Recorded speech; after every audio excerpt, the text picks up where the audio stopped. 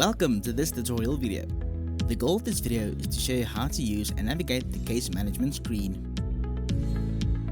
The case management screen facilitates hospital staff in monitoring patient admissions. It enables the admission of new cases, ongoing management during and after admission, discharge and finalization. Case management assists the hospital to manage the healthcare process of the patient while admitted to the hospital. In this video, we will start on the case management screen. The action bar section is used to search for hospital cases, navigate to the next or previous page, clear folders and search for specific case types.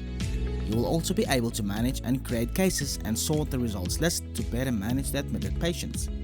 We will now take a look at the various fields and buttons within this section.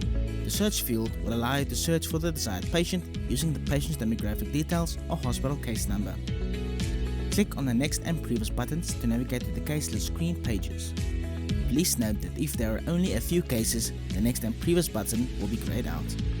Click on a Clear All Filters button to remove all active filters from the results list. Please be aware that when the Clear Filters button has been utilized, the action thereof cannot be reversed.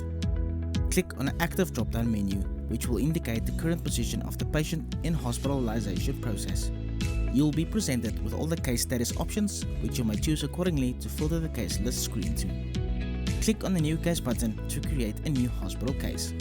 For more information regarding how to create a new hospital case, please refer to the How to Create a New Hospital Case user manual linked in this video's description.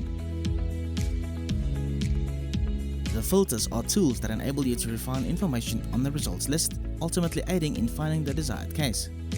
To learn more regarding the filter options, please refer to the WA Case Management Screen Filters user manual linked in this video's description.